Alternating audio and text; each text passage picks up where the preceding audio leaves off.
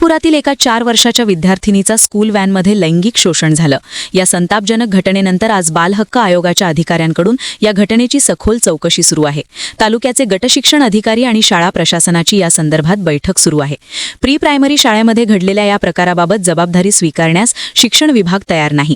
त्याचबरोबर संबंधित घटनेची माहिती घेऊन कारवाई केली जाईल असा बाल हक्क आयोगाच्या अधिकाऱ्यांनी स्पष्ट केलंय। दरम्यान ही शाळा अनधिकृत असल्याची माहिती समोर येते आहे। मात्र या शाळेसंबंधी शिक्षण विभागाला या कोणतीही माहिती नसल्याने संताप व्यक्त केला जातोय। दरम्यान गटशिक्षणाधिकाऱ्यांना तालुक्यातील शाळासंबंधी माहिती नसेल तर आता अधिकाऱ्यांना विरोधात आंदोलन करण्याची वेळ आली आहे असा इशारा संगीता चेंदवणकर यांनी दिलाय। आपण या संदर्भात आयोग म्हणून कशा प्रकारे गांभीर्याने पाहता, काय निर्देश देण्यात आले संबंधित अधिकाऱ्यांना? ही घटना जी झालेली आहे ती अत्यंत दुःखदायक आहे, क्लेशदायक आहे। या घटनेचा सर्वप्रथम मी निषेध व्यक्त करतो। आम्ही या ठिकाणी विभागांसोबत आढावा घेत आहोत। त्यामध्ये पोलीस विभाग पण होतं, शिक्षण विभाग पण आहे, शाळेच्या जे ओनर आहेत त्या पण इथं आलेल्या आहेत। घटनेची माहिती घेत आहोत। आवश्यक ते निर्देश आम्ही संबंधित यंत्रणेला देणार आहोत। राज्य सरकारनं मागच्या 1.5 वर्षापूर्वी अनेक नियमावली या संदर्भात जारी केली असताना सरकारी यंत्रणा कुठेतरी त्याचा पाठपुरावा करताना दिसत नाहीये। त्याच्यावर काय कारवाईची आपण आदेश देणार किंवा काय सूचना करणार? सरकारी यंत्रणा या कारवाई करत नाही असं बिलकुल नाहीये। सरकारी यंत्रणा म्हणा, आयोग सुद्धा या बाबत बारकाईने कारवाई करत असते, बारकाईने लक्ष देत असतं। त्यामुळे शासन स्तरावर किंवा शासनाचे प्रतिनिधी कारवाई करत नाही असं मी मान्य करणार नाही। सर, गेल्या वेळेस अनधिकृत शाळांची यादी जाहीर करण्यात आली होती, मात्र त्यामधल्या अजूनही शाळा सुरू आहे आणि ही सुद्धा शाळा त्यामध्येच होती, नोटीस बजावण्यात आली होती आणि ती मग कागदावरच राहिली का तुमची कारवाई? अनधिकृत शाळा आहे का? नाही, चेक करून घेईन मी। नाही, योग्य ती कारवाई करण्यात येईल। गटशिक्षण अधिकारी नुकतंच म्हणाले की त्याला नोटीस बजावली होती कोणी त्या शाळेला। नाही, ते चेक करतो आम्ही। नाही सर, असा पण एक प्रश्न निर्माण होतोय की असं म्हटलं जाते प्री स्कूल ज्या आहेत त्या गटशिक्षण अधिकाऱ्यांच्या अखत्यारीत येत नाहीत असं म्हटलं जातं। म्हणजे प्री स्कूल मध्ये जी मुलं जात आहेत त्यांच्या त्या सगळ्या मुलांची जबाबदारी कोणाची? प्री स्कूल बाबत जे काही धोरण पॉलिसी निश्चित करायची आहे ती शासन स्तरावर होणं आवश्यक आहे, ही बाब सत्य आहे। काय नेमकं या शिक्षण विभागात समोर येते काय सांगता? खूप धक्कादायक प्रकार आज आमच्या निदर्शनास आला। तो असा आहे की गटशिक्षण अधिकाऱ्यांनी सरळ सरळ हात वरती केले आहेत। त्यांनी सांगितलेलं आहे की ह्या ज्या शाळा आहेत म्हणजे प्री स्कूल ज्या आहेत या बदलापूर शहरातले असतील किंवा इतर प्री स्कूल जे आहेत ते प्री स्कूल आमच्या अखत्यारीत येत नाहीत किंवा आमच्या अंडर येत नाहीत। तर म्हणजे हा खूप भयानक प्रकार आहे की प्री स्कूलचे म्हणजे ज्या खरोखर अल्पवयीन मुली आपण म्हणतो, जे लहान मुलं मुली आहेत यांना खरी गरज आहे त्यांना प्रोटेक्शन करण्यासाठी, पण तसं कुठेही दिसत नाही। त्या प्री स्कूल ज्या आहेत त्या वाऱ्यावरती सोडल्यात त्यांनी आणि स्वतः गटशिक्षण अधिकाऱ्यांनाच माहिती नाहीये की प्री स्कूल कोणाच्या अंडर येतात। परंतु आमचं म्हणणंच असं आहे की ह्या ज्या प्री स्कूल आहेत ज्या शहरांमध्ये चालू आहेत सर्रास, तर महाराष्ट्र शासनाने कुठेतरी आता प्री स्कूलना नियमावली लागू करून द्यावी ज्यामध्ये ह्या प्री स्कूल ज्या आहेत त्या शिक्षण विभागाच्या अंडर येतील आणि कुठेतरी त्यांना एक चाप बसेल। अन्यथा हे शहरामध्ये हे विषयाशी चालूच राहतील। ही खूप धक्कादायक प्रकार आहे। स्वतः गटशिक्षण अधिकाऱ्यांना माहिती नाहीये की प्री स्कूल कोणाच्या अखत्यारीत येतात, खूप दुर्दैवाची गोष्ट आहे। त्यामुळे माननीय अजितदादा पवार जे आहेत त्यांची आम्ही लवकरच भेट घेणार आहोत आणि हे जे प्री स्कूल आहेत हे शिक्षण विभागाच्या अंतर्गत यावेत अशी आम्ही त्यांना मागणी करणार आहोत। पहिल्या प्रथम मी हे सांगू इच्छितो की ती जी संबंधित संस्था आहे ती शाळा नाही तर ती पूर्व प्राथमिक शाळा आहे आणि आपल्याकडे शालेय शिक्षण विभागाचं जे आम्हाला काम दिलेलं आहे एखाद्या संस्थेला अधिकृत किंवा अनधिकृत ठरवण्याचं, ते आम्ही पहिलीपासून पुढच्या शाळांचं अनधिकृत असेल तर आम्ही घोषित करतो। अशा प्रकारे अंबरनाथ तालुक्यामध्ये मी आतापर्यंत 10 शाळांवर अनधिकृत म्हणून गुन्हा दाखल केलेला आहे आणि त्यापैकी तीन शाळा बंद झालेल्या आहेत। अजूनही काही शाळा सुरू आहेत ना सर, विद्यार्थी त्या शाळेमध्ये जात आहेत, त्यांच्या भवितव्याचं काय पुढे? कायद्याच्या ज्या तरतुदी आहेत माहिती बालकांचा शिक्षणाचा अधिकार 2009च्या, तर त्याच्यामध्ये जी हायस्ट तरतूद दिलेली आहे सेक्शन 18 मध्ये की अनधिकृत शाळा सुरू करणं 1 लाख रुपये दंड आणि त्याच्यानंतर प्रत्येक दिवसासाठी 10,000 दंड आणि माननीय आयुक्त शिक्षण यांच्या निर्देशानुसार आम्ही त्यांच्यावर फौजदारी गुन्हा दाखल करतो. पण आता ज्या शाळेत हा प्रकार झालाय त्या शाळेचं म्हणजे नेमकं काय अधिकृत अनधिकृत तुम्हाला काहीच माहित नाही या संदर्भात ही जबाबदारी कोणाची नेमली? माहित नाही असं म्हणत नाही मी, ती प्री स्कूल आहे आणि प्री स्कूल हे शालेय शिक्षण ह्या डेफिनेशन मध्ये आतापर्यंत त्याच्याबद्दल आम्हाला कुठले निर्देश नाही. शिक्षणाधिकारी सरांनी मला त्याचा अहवाल सादर करायला सांगितलेला आहे, त्याच्यानुसार मी अहवाल सरांना सादर करणार.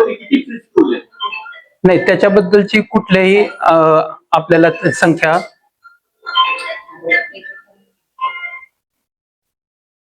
शाळांची संख्या आपल्याकडे असते. प्रीस्कूल बाबत आपल्याला तसे कुठल्याही सूचना नाहीत, त्यामुळे प्रीस्कूलची संख्या आपण सांगू शकत नाही. मला प्री स्कूल करायची असेल तर त्याला कोणत्याही प्रकारची परवानगी वगैरे परवानगीची गरज नाही, मी सुरू करू शकतो सर्वसामान्य माणूस. किमान शालेय शिक्षण विभाग त्याला परवानगी देत नाही. आम्ही शालेय शिक्षण विभाग प्रीस्कूलला परवानगी देतो. मुलांची जबाबदारी कोणाची? ज्या मुलांना अगदीच वाचता लिहिता येत नाहीये किंवा त्यांना काहीच कळत नाही अशा जीवांची कोण घेणार आहे सुरक्षेची जबाबदारी? आता माझं जेवढं मॅन्डेट आहे मला शालेय शिक्षण विभागाचा, मग पहिलीपासून पुढच्या वर्गांचा जबाबदारी माझी आहे आणि ती मी पार पडत आहे. जबाबदारी तुमची नाही. आता माझे जे मॅन्डेट आहे त्याच्यामध्ये मी करतो आहे काम. ठीक आहे, पण ही जबाबदारी नेमकी आहे कोणाची आहे? आम्हाला कोणाची आहे? कोणाची? आता शालेय शिक्षण विभागामध्ये पहिलीपासून पुढच्या विद्यार्थ्यांसाठी मला काम करण्याचा मॅन्डेट मला दिलेला आहे आणि त्याच्यानुसार मी काम करतोय. मग या शाळांवरती कोणाचा अंकुश आहे? आम्ही कोणाला विचारायचं? कोणाला हे सांगा आम्हाला, आम्ही त्यांना विचारू. आता पूर्व प्राथमिकच्या बद्दल मला काही सांगितलेलं नाही. उघडल्या जातात अशी सुद्धा माहिती आहे त्या शाळेत तुमच्या संपर्कात आता आहेतच नाही किंवा या.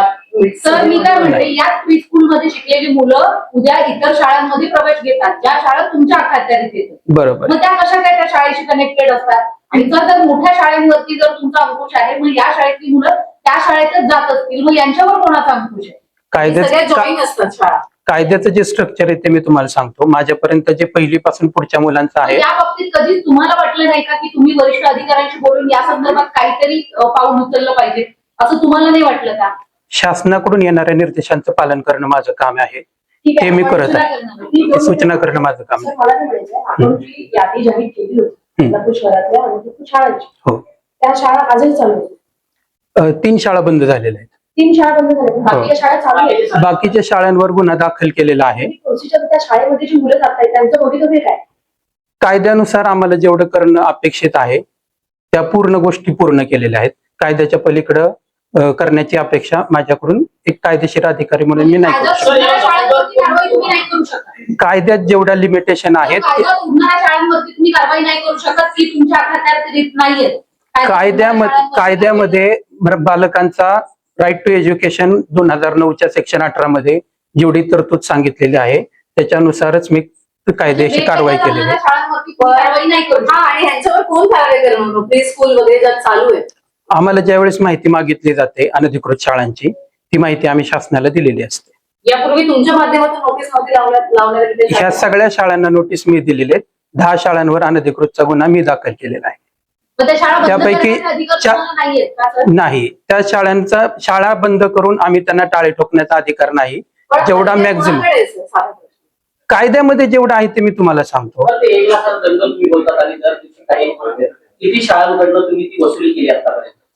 नाही, ते वसुली करण्याचं कुठले प्रोव्हिजन आम्हाला दिलेलं नाही. कायद्यामध्ये जेवढे ते मी सांगतो. मी कायद्याच्या पलीकडे लावून काय करणार आहे? म्हणजे कसा? मी जेवढी कायद्याची तरतूद आहे ती मी फॉलो केलेली आहे.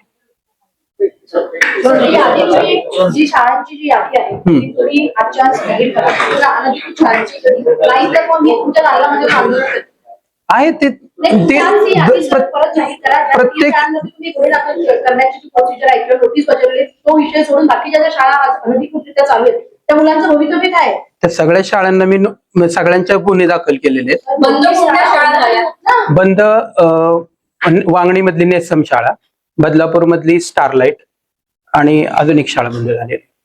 बाकीच्या 2 शाळा, बाकीच्या शाळांना गुन्हे दाखल केलेले आहेत. आता त्याच्याबद्दल जेवढी कायदेशीर तरतूद आहे, मी बेकायदेशीर काम म्हणजे कायद्याच्या लिमिटमध्ये राहून मला काम करायचं. ह्या शाळा अनधिकृत आहेत, मग आम्ही त्याच्या वाटल्यास बदलापूर शहरामध्ये बॅनर लावतो की बाबा ह्या शाळा आम्हाला पण पालकांना सांगायला लागेल ना की काहीतरी पुढे त्याचे तरतूद झाले, कारण आज ह्या प्री स्कूलच्या ज्या मुली आहेत त्या मुलींनाच खरी गरज आहे ना सर.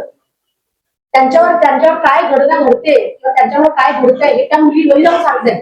ही दुर्दैवाची गोष्ट आहे ना. आता ही किती अजून करायचं आपण हे? त्यांना खरी गरज आहे, ही स्कूलच्या मुली ज्या आहेत त्यांना खरी गरज आहे. तुम्ही म्हणताय फर्स्ट टू 10 पर्यंत तुमच्याकडे आहे, पुढचं काय? आणि त्याही पलीकडे जाऊन आज बदलापूरमध्ये ज्या अनधिकृत शाळा आहेत त्याच्यावर तुम्ही फक्त म्हणताय की आम्ही त्यांना नोटीस बजावली, पण त्या गुन्हा दाखल केलेला आहे, गुन्हा दाखल केलेला आहे. केल्यानंतर सुद्धा त्या शाळा चालू आहेत. तर बघा ना, माझ्या मुलीच्या बाबतीत घडलं नाही, त्याच्यामुळे मी फक्त शासनावर ढकलून नियमावर ढकलून चालणार नाही. जर आपल्या घराची घटना घडली तर आपण कसं बघू याला सांगा बरं. आज आमच्या बदलापूर शहराचं नाव खराब